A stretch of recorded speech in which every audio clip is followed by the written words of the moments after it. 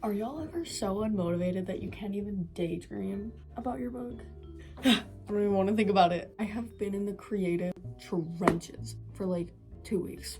I've made like no progress on my book. I'm doing like a read through at the moment. Today we're gonna be doing a writing vlog where I have to get a substantial amount finished. We're done.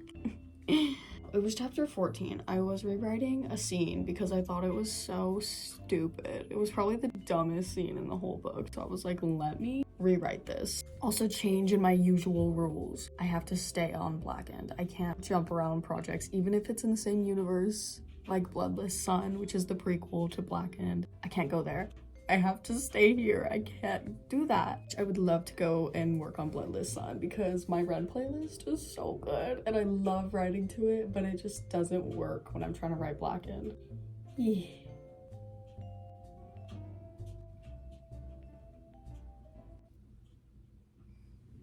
There are fucking bubbles in my water. Probably because it's from last night. I'm gonna finish writing this scene in chapter 14, pretty much, essentially. The scene is when Ren and Daniel go to Agnes, which is Daniel's grandmother, and Daniel's like, hey, what's up with the family? Because he knows like nothing about his mom's side of the family, yet that's like where all his genetics are from. And he has a suspicion that his mother's side of the family is like the whole reason he's fucked up in the head, which is like the whole plot of the book, like him trying to like deny his genetics. This is after the fact when Ren is like, so what was that about? Are we gonna talk about what that was, or are you just gonna like pretend it never happened? Because this is also like when their romance is like majorly developing. So he's like, don't ask about that. No, that's not what he says, but yeah, I'm gonna like get into this. I feel like I've talked for too long. I'm stalling at this point. Okay.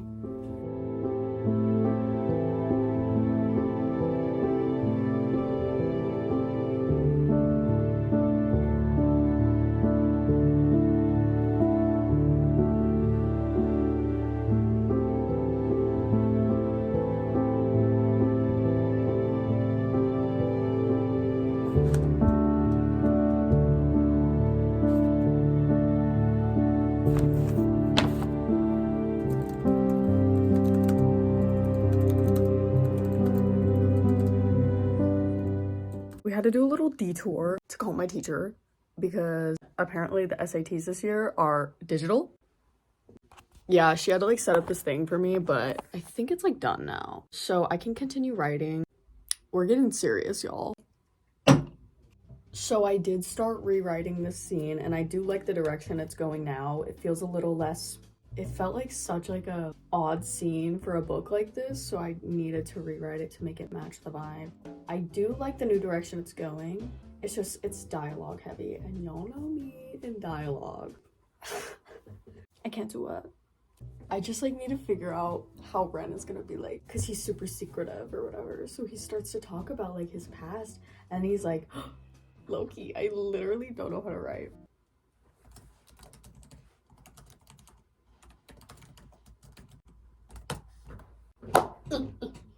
Sorry, y'all, that like came out of me. I was meaning to like pause for a second and make my update clip and then get back to it, but I kind of just got back to it. So we're gonna get back to it for realsies now, but first.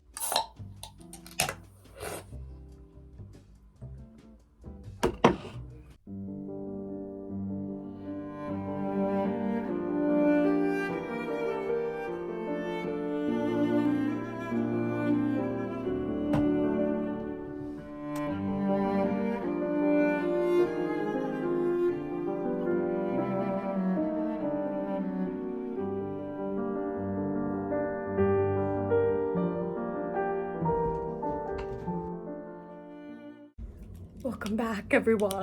I was just working on chapter 14, that one little scene, and I did work on it. I do like it a lot more now, let's just say. I do. But I ended up cutting a lot of the information that I shared in that scene. So I need to figure out where I'm gonna put that information. Let me just read you some excerpts so you can get a vibe for what this scene looks like. Like winter, fuck, hold on. Y'all, I need to wear my glasses. I'm sorry, I can't read. Like winter, Ren lingers from behind. I'm torn between asking him to forget everything he heard or asking him what he knows.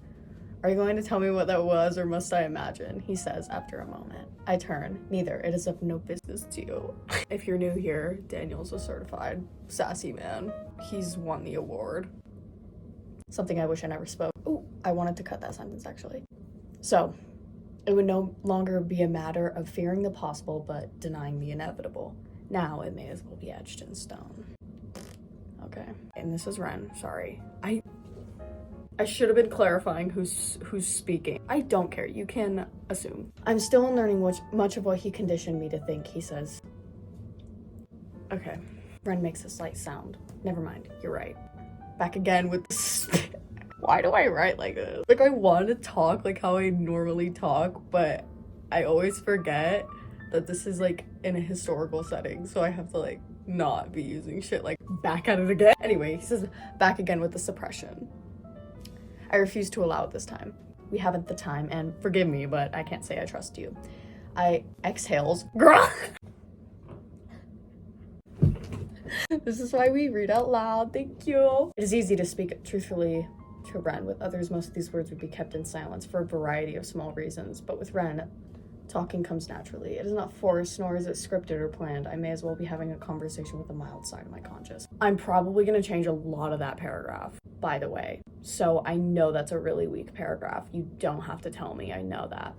I pull the horse and start down the shadow of a road, back in the direction we came from.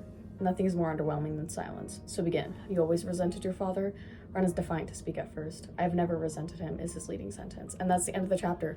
But before that, it was like, what do you call it when it's like secondhand dialogue? Like, there's no like lines of dialogue, but the narrator's like explaining what's happened, like what they talked about. So it was like, Ren told me about how, as far as his father knows, he ran away 3 years ago and got himself killed. Just like a few little details about his past. So now I don't have those details anymore, and I need to figure out where I'm gonna add those in because they are relevant later in Act 2. I just need to put it in a place that feels more natural because I do like that chapter a lot more now, and I like the way it ends. But at the same time, I'm like, do I want to sacrifice information that I need for the sake of it being stronger?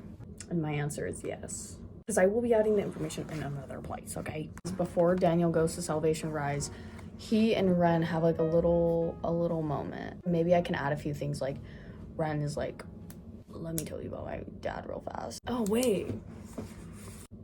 Actually, no. I actually just got an idea. We're good. So in chapter 24 is when I'm going to add back that information. It keeps you on the edge of your seat, all right? Yeah, that makes sense. Okay. Is there something else I want to do?